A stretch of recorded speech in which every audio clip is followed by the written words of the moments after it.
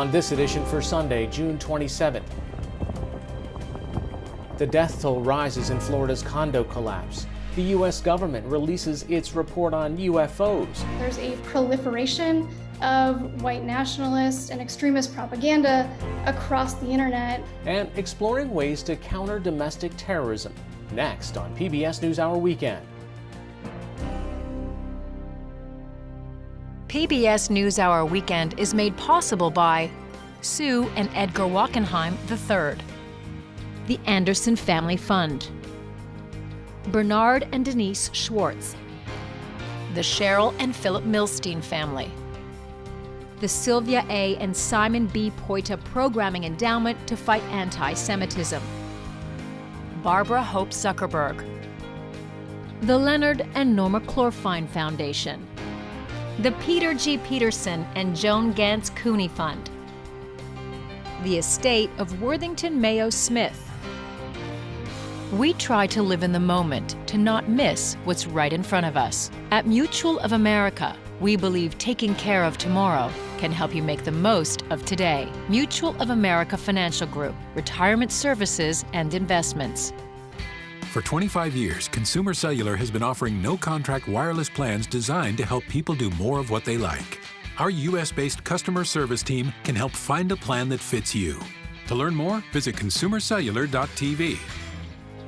Additional support has been provided by and by the Corporation for Public Broadcasting, a private corporation funded by the American people, and by contributions to your PBS station from viewers like you. Thank you.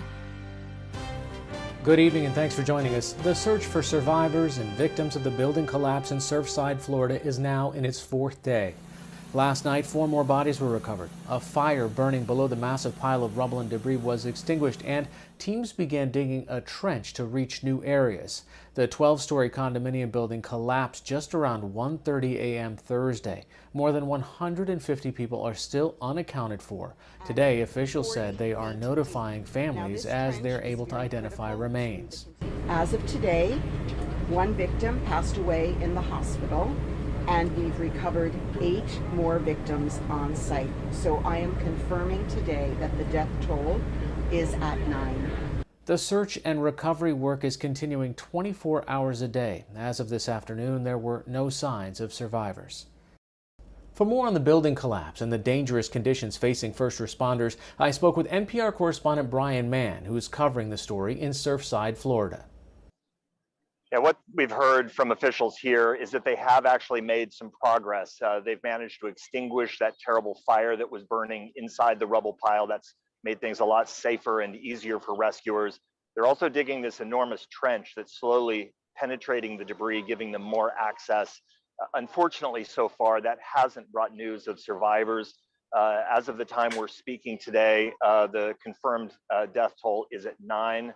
Still more than 150 people still missing and unaccounted for. So again, while there has been some progress technically there, the news has not been good again today. What are some of the structural challenges, maybe this might be an engineering question, that the rescuers are facing here as they go into some of these tight spaces? Yeah, they're talking a lot about that to reporters here, but also to families, because there is a lot of impatience, a lot of questions and frustration about why this isn't happening faster. And so during these briefings, what they're explaining is that this is an extremely unstable, dangerous site. They have to shore up the rubble pile as they move along. They say the debris is incredibly compacted. So as they move forward, not only do they have to make sure that the rescuers are safe, but they also have to be sure that they don't disturb any pockets or vacuum areas where survivors could theoretically still be. So they can't just, barrel through here. They have to go meticulously, sort of step by step. To do that, they're rotating crews in aggressively so that people stay fresh. But from all accounts, it's a really grueling operation out there again today. And what of the families now? I mean, what are the authorities telling them? Well, what they're telling them in briefings really several times a day is we're doing what we can. The mayor of Surfside, Charles Burkett, said today that family members had actually asked the Israeli response team that's arrived here, do you believe that officials are doing everything right and everything that they can? And according to the mayor, the Israeli team said, absolutely, this is what we would be doing. This is being handled appropriately. And so, they're trying to reassure family members. But again, this kind of waiting as the days go by, it's just the most emotionally destructive thing you can imagine. So much uncertainty. This disaster happened in an instant, and now the waiting is playing out over days. What are the authorities saying about finding who's responsible for this? NPR has been looking at this, and of course, town officials and county officials say that they were unaware of this very troubling engineering report that showed that this structure was in very precarious shape as long as 3 years ago. What NPR has found is that at least one town official was aware of this report and in fact met with residents. According to minutes from a meeting that we've reviewed, that town official gave them the all clear back in 2018. So there are questions being raised about what kind of oversight there is, how these buildings are inspected. People are talking about possible new regulations and policies being put into place. And another thing that is happening right now is that the mayor of Miami-Dade County has instituted a 30-day inspection process for other older buildings in the community to make sure that other structures here in the area are safe. NPR's Brian Mann joining us from Surfside, Florida. Thanks so much. Thanks for having me.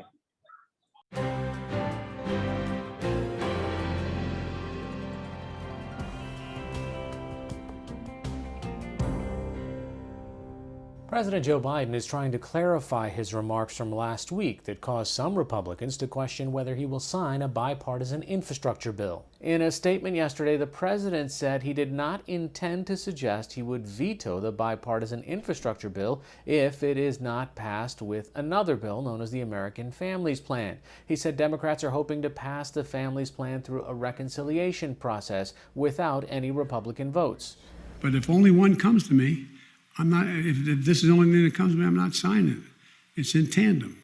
His comment that the two bills needed to come to him, quote, in tandem, surprised some Republicans who agreed to a bipartisan infrastructure deal with the president earlier that day.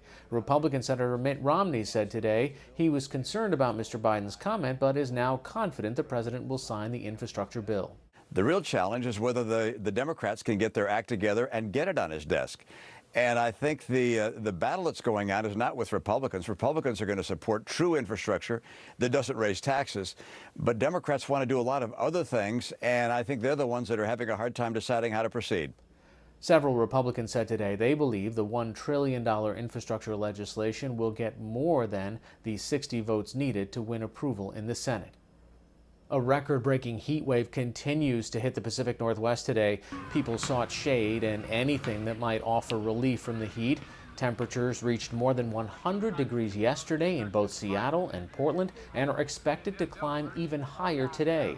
Many areas across both states are expected to see temperatures 30 degrees or more above normal.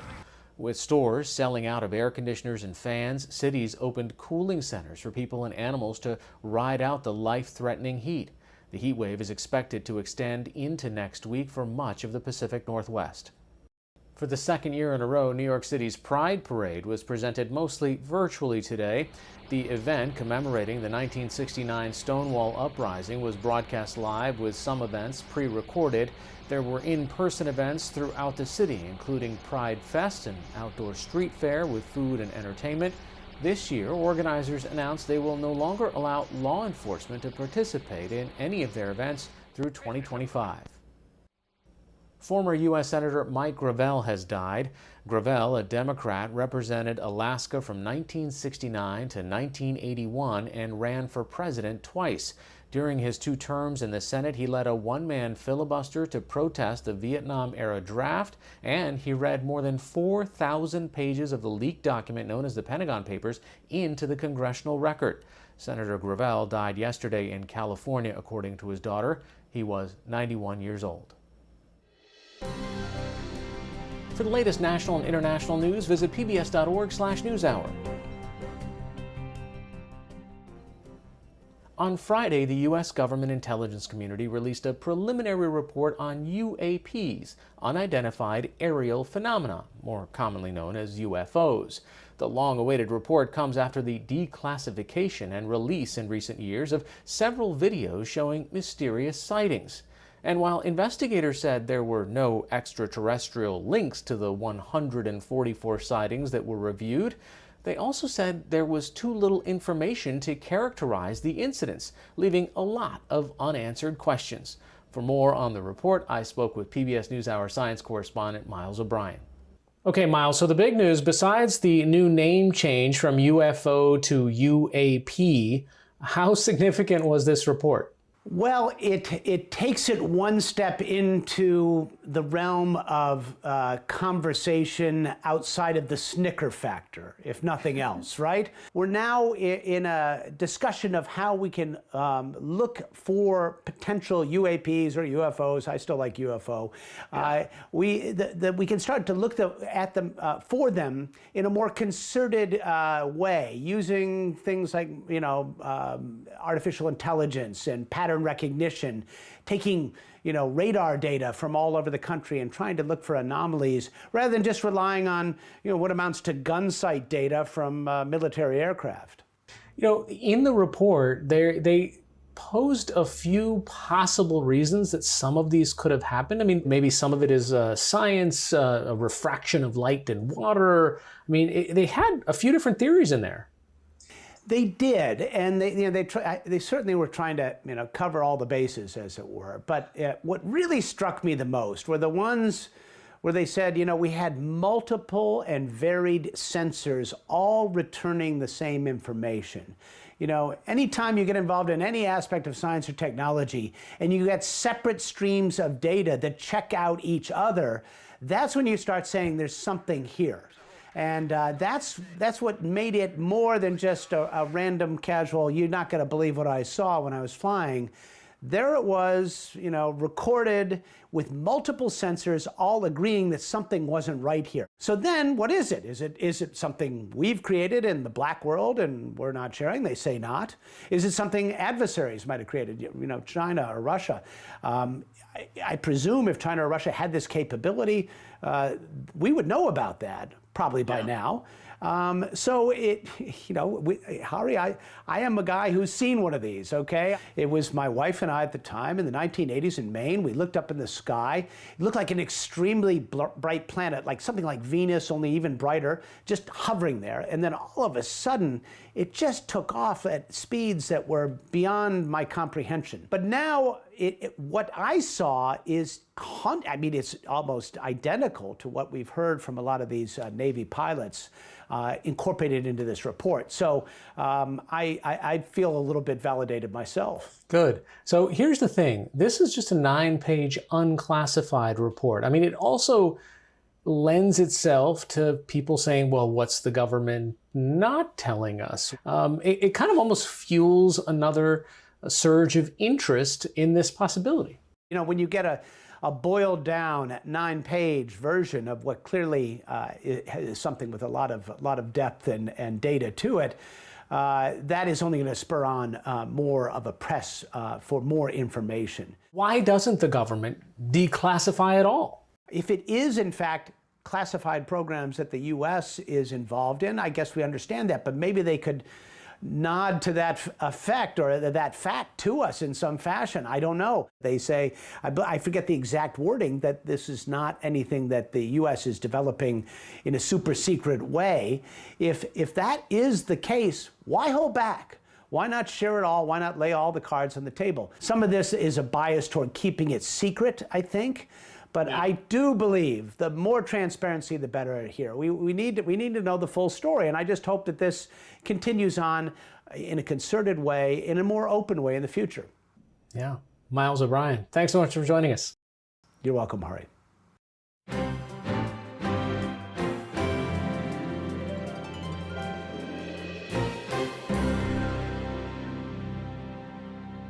Earlier this month, President Biden released the country's first national strategy for countering domestic terrorism, which he called a stain on the soul of America.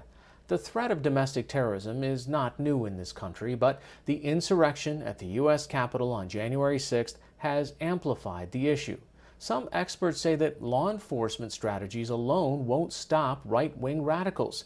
They believe a better strategy is stopping them from becoming radicalized in the first place. NewsHour Weekend's Zachary Green has more as part of our ongoing series exploring hate, anti-Semitism, racism, and extremism.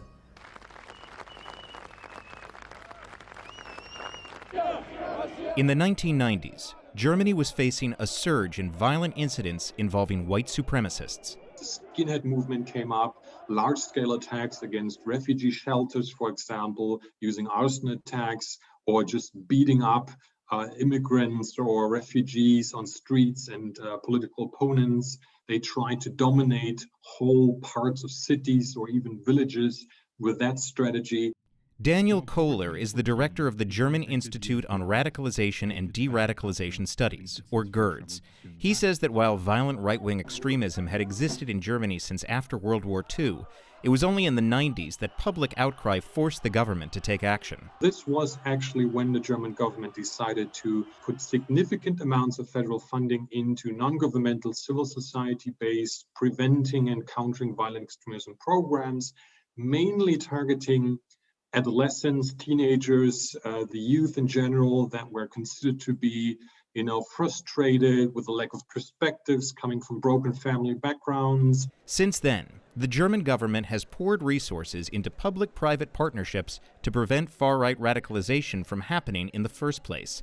Methods developed from these partnerships include teaching students about democratic values, providing mental health and job counseling, and educating youths on how radicalization works, such as in this play performed for German teens. The target groups for these tools are usually teenagers, families, communities, social workers, mental health service providers, to educate them, to provide them with the necessary tools and knowledge to respond to a potential case of radicalization when they might come across such a case. Germany spends roughly $180 million a year on its civil society programming. Kohler says that while far-right extremism is still a problem in Germany, the U.S. lacks the same infrastructure in dealing with its own right-wing radicalization issues. And 2017's Unite the Right rally in Charlottesville, Virginia, added a new layer of complexity to the problem of white supremacy in the U.S. Cassie Miller is an analyst with the Southern Poverty Law Center. Unite the Right really revealed the limits of mass mobilization and organizing through these mainstream political channels. A lot of the groups were infiltrated by law enforcement, by anti-fascists, and by journalists. A lot of them got caught up in lawsuits that are still ongoing, and that really, really hampered their organizing abilities. They didn't feel like the political system offered them the tools that they needed to create the kind of revolutionary change that they wanted to see in society. According to a report published by the Southern Poverty Law Center, the number of hate groups operating in the U.S. between 2018 and 2020 actually dropped by almost 18%. But Miller says that doesn't mean white nationalists have become less numerous or less dangerous. Instead, many have retreated to online communities on social media. It used to be that white nationalist extremist groups had to meet people in person, they had to give people their literature in person, and now the bar has been significantly lowered, and they can reach much, much wider audiences with way less effort. And what we're seeing is that there's a proliferation of white nationalist and extremist propaganda across the internet, and often on platforms that are really not interested in regulating the kind of content that people place on them. Miller says that online propaganda can have real-world consequences. For example, the shooter in the 2018 attack on the Tree of Life Synagogue in Pittsburgh was inspired by racist and anti-Semitic conspiracy theories on the white supremacist social media site Gab. And the culprit in the 2019 El Paso shooting posted an anti-immigrant manifesto on the online message board 8chan minutes before he opened fire. If you look at the kind of content that those attackers were posting online or the manifestos that they posted, that kind of content is all over the internet. And it's really become normalized through repetition. When you believe that, then violence becomes a much more kind of reasonable solution in your mind. Even the failed January 6th insurrection at the U.S. Capitol was fomented by online misinformation about the 2020 election. Some of the insurrectionists even used the fringe social media sites Gab and Parler to trade information on what streets to take to avoid the police and what tools to bring to break into the Capitol. In response to the attack, this March, the Department of Homeland Security made $20 million in funding available for local communities to develop programs to prevent domestic violent extremism. But that's still only 11% of what Germany spends annually on countering radicalization amongst its own population, which is just a quarter of the size of the U.S. In fact, just last year, in the face of the worst rise in far-right crime since 2001, the German government approved more than $1.2 billion in anti-racism programming over the next 3 years. The United States is behind most Western European countries 20 to 30 years at least when it comes to building these infrastructures. You cannot just jumpstart them or kickstart them in a matter of months or even years. You have to build these networks, these programs, you have to build relationships, and you have to test really how certain methods work in a certain community. And these infrastructures, they need to grow organically. Cynthia Miller-Idriss is researching how to do that very thing. She heads up the Polarization and Extremism Research and Innovation Lab, or PERIL, at American University in Washington, D.C. It's modeling its methods for preventing extremist violence on Germany's. They have models for how to do this in a more community-based way. And so a lot of what I'm trying to do is learning from those approaches and adopting them here in the States. It is kind of possible and manageable and something that you can be empowered to do within your own community instead of waiting sort of for the government to solve it, which is, I think, what a lot of people are feeling right now. PERIL creates teaching and parenting guides on recognizing online propaganda, and also produces videos like this one about a man becoming part of an online extremist group. Misinformation about gun control was circulating wildly, including rumors that the National Guard was going to go door to door to confiscate weapons.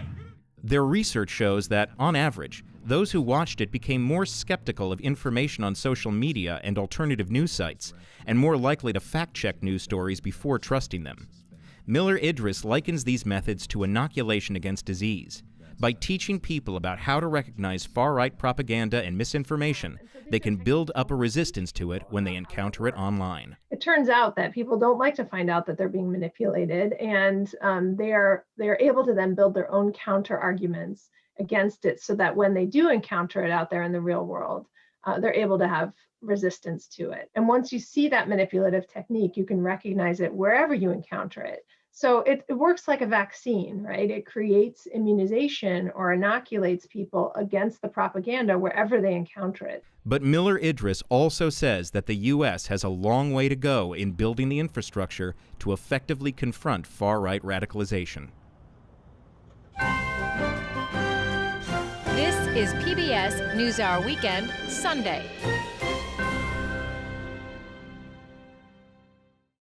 Finally tonight, our report on hate and strategies to combat it is part of the continuing series exploring hate, anti-Semitism, racism, and extremism.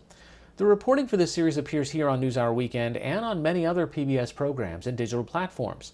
This spring, as part of this initiative, we've reported on Maryland's first-in-the-nation decision to start a truth and reconciliation process in an effort to come to terms with lynchings and its history of racial terror.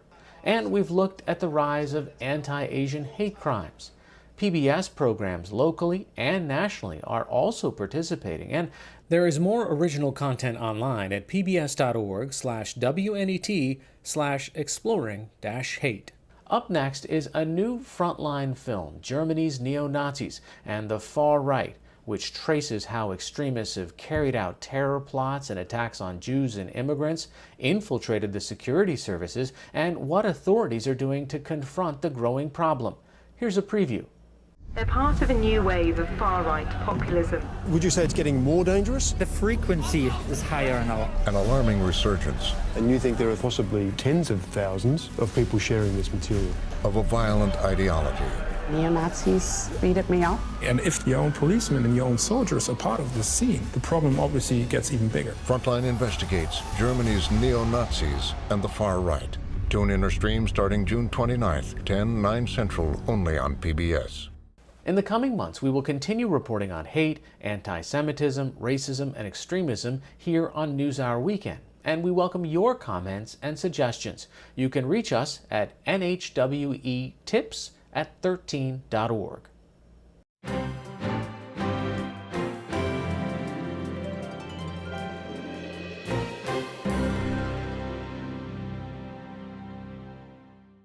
That's all for this edition of PBS NewsHour Weekend. For the latest news updates, visit pbs.org/newshour.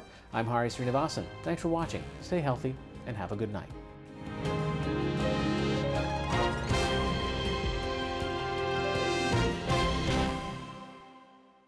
PBS NewsHour Weekend is made possible by Sue and Edgar Wachenheim III, the Anderson Family Fund, Bernard and Denise Schwartz, the Cheryl and Philip Milstein family, the Sylvia A. and Simon B. Poita Programming Endowment to Fight Anti-Semitism, Barbara Hope Zuckerberg, the Leonard and Norma Clorfine Foundation, the Peter G. Peterson and Joan Gantz Cooney Fund, the estate of Worthington Mayo Smith.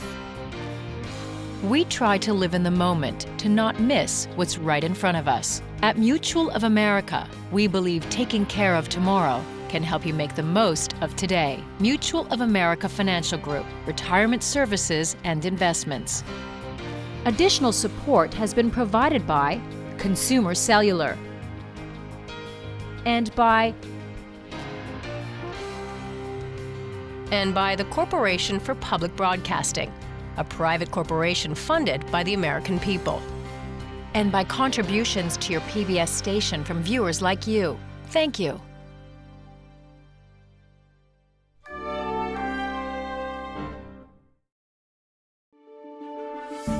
You're watching PBS.